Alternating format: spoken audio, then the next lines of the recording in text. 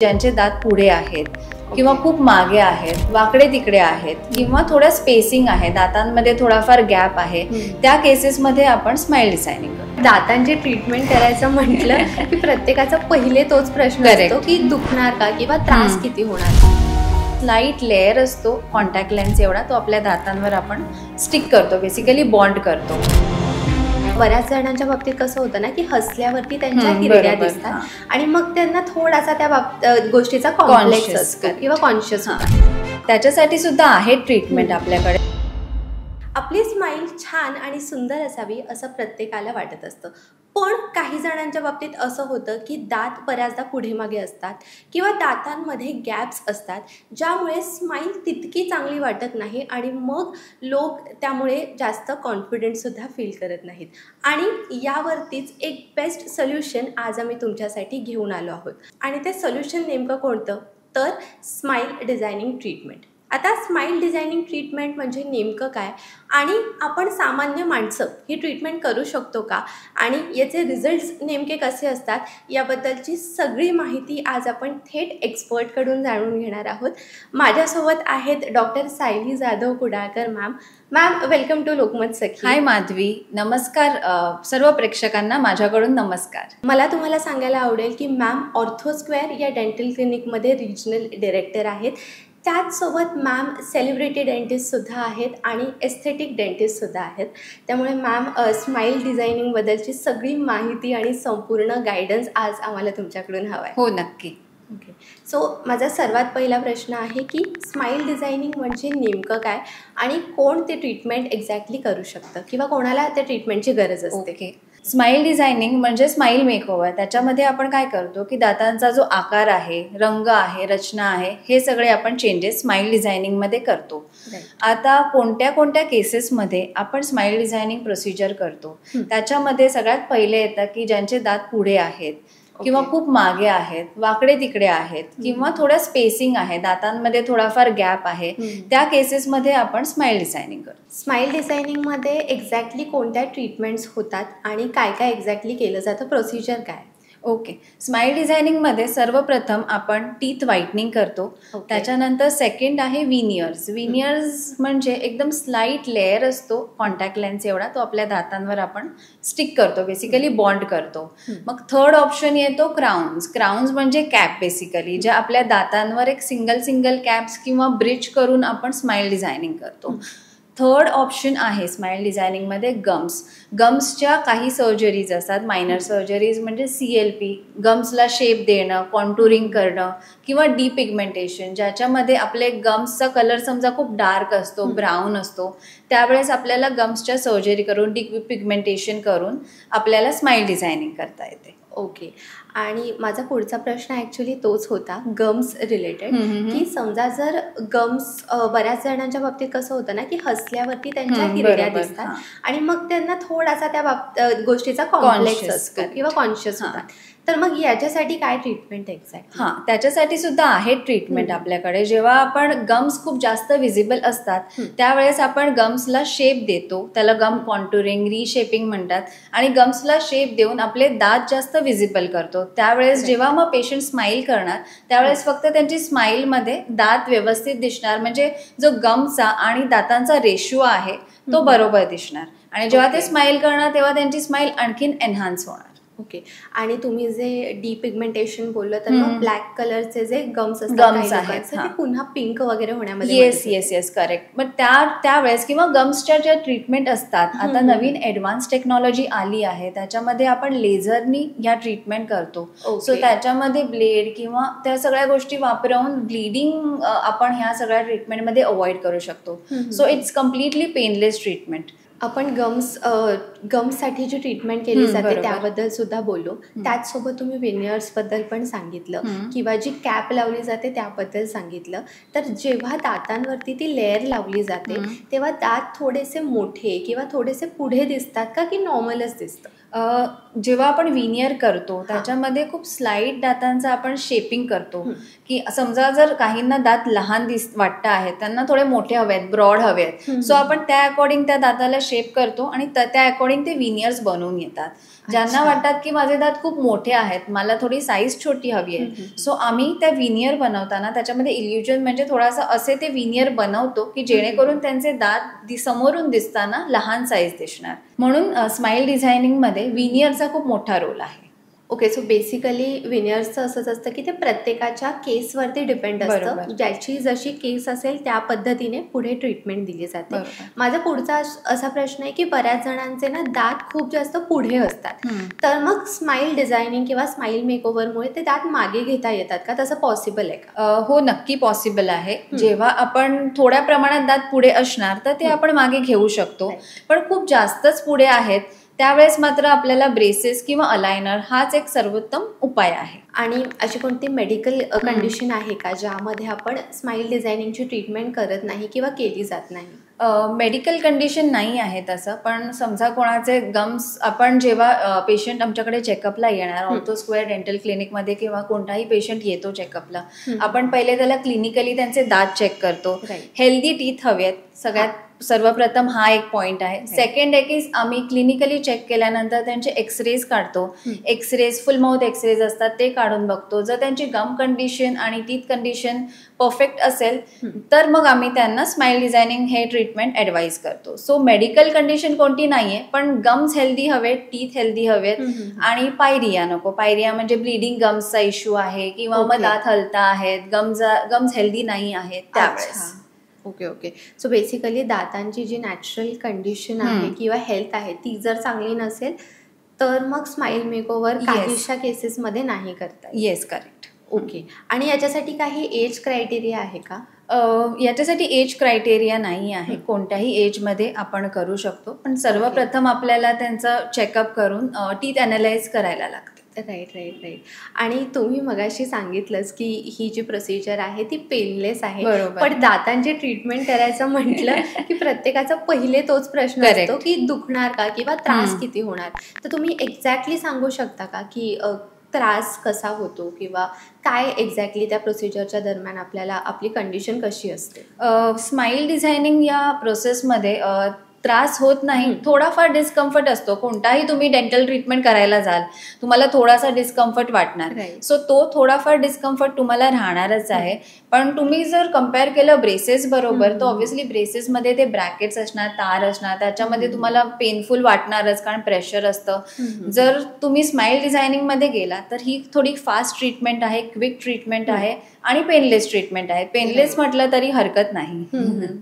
Actually मला असं वाटतंय की जे लोक कॉलेजला वगैरे असतात किंवा स्टुडंट्स असतात ते समजा एक वेळ अलायनर्स किंवा ब्रेसेसची ट्रीटमेंट घेऊ शकतात, पण जे लोक ऑफिसला जातात किंवा ज्यांच्याकडे जास्त वेळ नाही किंवा बरेचसे सेलिब्रिटीज असतात किंवा मीडियामधले लोक असतात ज्यांना कॅमेरा सतत फेस करावा लागतो, तर त्यांच्यासाठी स्माइल डिझायनिंग ही ट्रीटमेंट परफेक्ट आहे, कारण की खूप पटकन होते आणि जास्त वेळ नाही लागत आणि त्रासही नाही होत. तरी तुम्ही एक ड्युरेशन सांगू शकता का तुम्ही की किती वेळ लागतो एखाद्या ट्रीटमेंटला?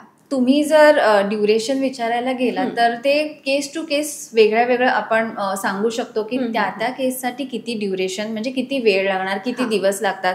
पण ऑन अन ॲव्हरेज एक तुम्ही 5 to 6 days पकडलात मिनिमम, म्हणजे खूप कोणाला अर्जंट आहे, खूप इमर्जन्सी आहे की त्यांना लवकर करून हवं आहे तर आपण त्यांना लवकर सुद्धा करून देऊ शकतो. एक 5 to 6 days टिल एक 20 to 25 days मध्ये, म्हणजे तुम्ही तो ॲव्हरेज पकडू शकतात की खूप क्विक ट्रीटमेंट आहे ही. म्हणजे तुम्ही जर ब्रेसेस करायला गेला तर तुम्हाला एक मिनिमम 6 months तरी लागणारच. एक्झॅक्टली. हे ट्रीटमेंट तुमचा विदिन अ मंथ कम्प्लीट होतो. म्हणजे खूपच ॲक्च्युली कमी वेळात ट्रीटमेंट होते. 5 ते 6 दिवस इज नथिंग ॲक्च्युली. आता समजा कोणतीही आपण ट्रीटमेंट करतोय तर त्यानंतर त्या ट्रीटमेंटला मेंटेन करणं खूप गरजेचं असतं. बरोबर. तर मग याच्यासाठी काही वेगळ्या प्रकारचा मेंटेनन्स लागतो का? जेव्हा तुम्ही डेंटिस्टकडे जातात, तुम्ही रूट कनाल करणार, कॅप करणार किंवा स्माईल डिझायनिंग करणार किंवा इम्प्लांट्स करणार, कोणतीही तुम्ही ट्रीटमेंट करणार, तेव्हा तुम्हाला डॉक्टर पोस्ट इन्स्ट्रक्शन्स देणार की तुम्ही मेंटेन कसं करायचं. त्यामध्ये सर्वात पहिले येतं की तुम्ही ट्रीटमेंट केल्यानंतर एक 6 महिन्यातून एकदा डेंटिस्टकडे चेकअपला तुम्हाला जायचंच आहे. इश्यू असेल किंवा नसेल, कारण त्याच्यामध्ये तुमचं कम्प्लीट चेकअप होणार. तुम्हाला जर फिलिंग्सची गरज आहे, क्लिनिंगची गरज आहे, तर तुम्हाला डॉक्टर सांगणार. आणि सेकंड, जेव्हा मेनली तुम्ही स्माईल डिझायनिंग ट्रीटमेंट करणार, तेव्हा एक वॉटर फ्लॉसर म्हणून, हे बघा हे असं असतं, वॉटर फ्लॉसर म्हणून हा एक इक्विपमेंट असतो, तो येतो. त्याच्यामध्ये तुम्हाला इकडून हे जो पॉइंट आहे, या पॉइंटमधून खूप फोर्सफुली पाणी येतं. तुम्हाला याच्यात पाणी भरायचं असतं, ह्याच्यात बटन्स दिलेले असतात आणि ते बटन प्रेस केलं का त्याच्यातून पाणी येतं. सो तुम्ही घरच्या घरी तुमचे कम्प्लीट दात आणि कॅप्स जर असतील तर ते तुम्ही क्लिनिंग करू शकताय. सो समजा जर तुम्हाला 6 महिन्यातून चेकअपला यायला जमलं नाही, so this you can use it. म्हणजे आठवड्यातून एकदा यूज करा किंवा मग महिन्यातून एकदा, डिपेंडिंग ऑन की तुम्ही क्लिनिंग कसं ठेवता आहे. सो हा एक बेस्ट पर्याय आहे तुमच्यासाठी की जे कॅप्स बसवता आहेत की त्यांना क्लिनिंग नाही जमत आहे घरी करायला.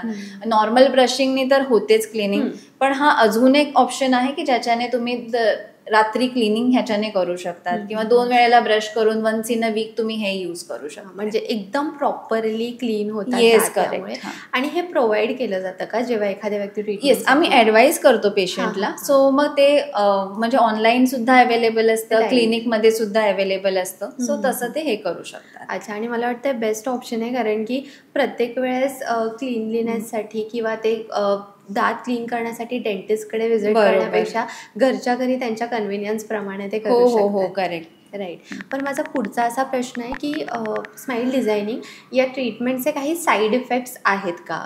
स्माईल डिझायनिंग ट्रीटमेंटचे असे कोणते साईड इफेक्ट्स तरी नाही आहेत, कारण त्याच्यामध्ये आपण कुठली अशी सर्जिकल ट्रीटमेंट करत नाहीत. नॉर्मल आपण कॅप्स बसवतोय, हे एक आर्टिस्टिक वर्क आहे. म्हणजे त्याच्यामध्ये आपण दातांना कॅप देतो आहे, त्याच्यामुळे साईड इफेक्ट्स नाही आहेत. पण ऑब्व्हियसली तुम्हाला फॉलोअप्स, मेंटेनन्स या सगळ्या गोष्टी ते केल्यानंतर तुम्हाला नक्कीच करायला लागतात. मग तुम्ही आमचे जे क्लिनिक्स आहेत, आमचे टोटल 120 सेंटर्स आहेत ऑल ओव्हर इंडिया. सो कोणत्याही पेशंट समजा जर आमच्या एका सेंटरला आला आहे आणि तिकडे ट्रीटमेंट केली, पण समजा आफ्टर द ट्रीटमेंट त्याचं कुठेतरी शिफ्टिंग झालं आहे, ट्रान्सफर झाला आहे, सो तो आम्ही जी त्यांना फाईल प्रोव्हाइड करणार, ती फाईल घेऊन तो आमच्या दुसऱ्या सेंटरला सुद्धा व्हिजिट करू शकतो आहे फॉलोअपसाठी. आणि ते सुद्धा आम्ही त्यांना कॉम्प्लिमेंटरी देतो. ओके. सो म्हणजे ट्रीटमेंट सुरू असताना जर कुठे कोणाची समजा कुठे जॉब करत असतील आणि त्यांची ट्रान्सफर होत असेल किंवा कुठे शिफ्ट होत असतील, तर मग चांगलं ऑप्शन आहे की ऑर्थोस्क्वेअरचे बरेचसे क्लिनिक ऑल ओव्हर इंडिया आहेत. त्यामुळे तुम्हाला ऑप्शन मिळत आहे, तुम्हाला डायरेक्ट तुमचा डेंटिस्ट बदलावा नाही लागत. करेक्ट. त्यामुळे आणि ज्या डेंटिस्ट सोबत किंवा ज्या क्लिनिक सोबत तुम्ही असोसिएटेड आहात त्यांना तुमची केस कंप्लीट माहिती असते. बरोबर. आणि मग त्यानुसारच ती बरोबर ट्रीटमेंट होते. त्यामुळे तुमच्यासाठी ते चांगलं आणि सेफ ऑप्शन आहे. करेक्ट. येस. माझा पुढचा असा प्रश्न आहे जो बऱ्याच जणांना पडतो की जेव्हा आपण एखादी डेंटल ट्रीटमेंट घेतो तेव्हा इन्शुरन्समध्ये किंवा मेडिक्लेममध्ये ती जी ट्रीटमेंट आहे ती कव्हर होते का?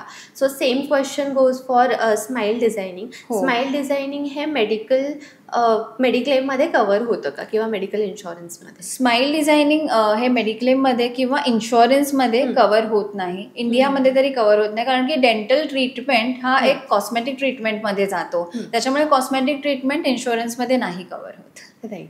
आणि अजून एक माझा महत्त्वाचा प्रश्न आहे की बऱ्याचदा काय होतं ना की स्माईल डिझायनिंग करताना किंवा ब्रेसेस, जरी आपण ब्रेसेसची जरी ट्रीटमेंट घेतो तरी दात पुढे मागे जातात किंवा ते रिलोकेट होतात बेसिकली, तर त्यामुळे फेस शेप बदलतो. बरोबर.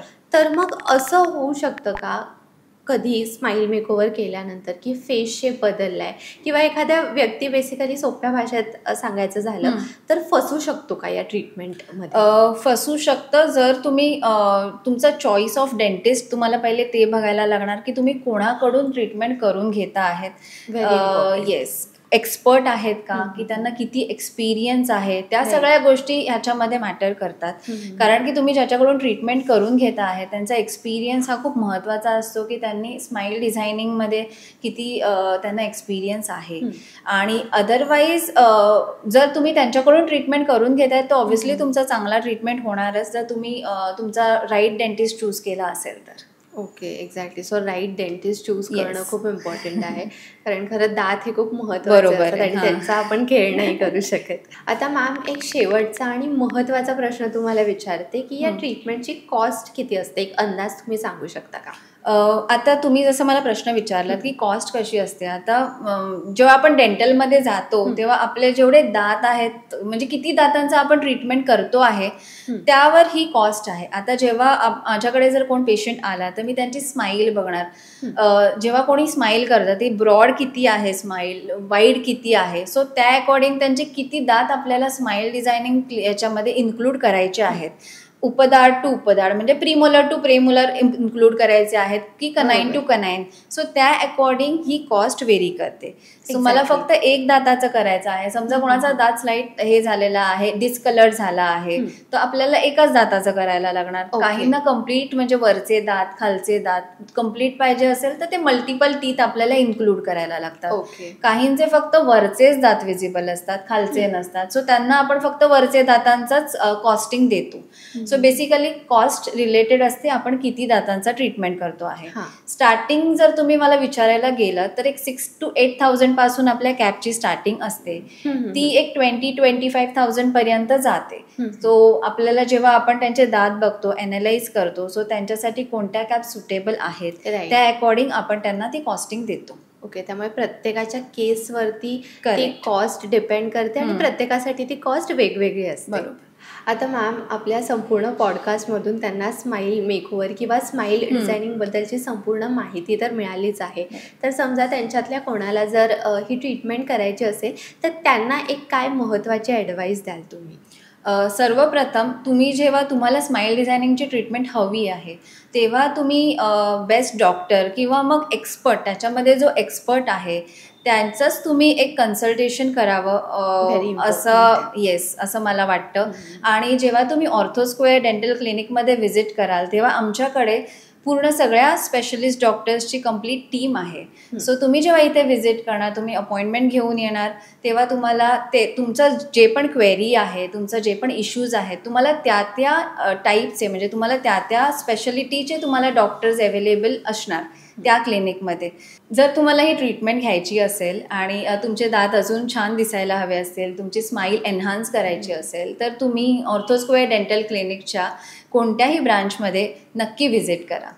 येस. जर तुम्हाला तुमची स्माईल अजूनच छान व्हावी, सुंदर दिसावी, जसं मी आधी सांगितलं व्हिडिओच्या सुरुवातीला, तसं जर तुम्हाला हवं असेल तर doctor Sayali is the best person to guide you all. तुम्ही नक्की ऑर्थोस्क्वेअरला व्हिजिट करू शकता आणि स्वतःसाठी छान एक ब्रँड न्यू स्माईल मिळवू शकता. Thank you so much doctor for coming. तुम्ही तुमचा वेळ दिला आणि आम्हाला संपूर्ण माहिती दिली स्माईल मेकओव्हरबद्दल, त्यासाठी खरंच खूप thank you. Thank you so much. Yes, thank you.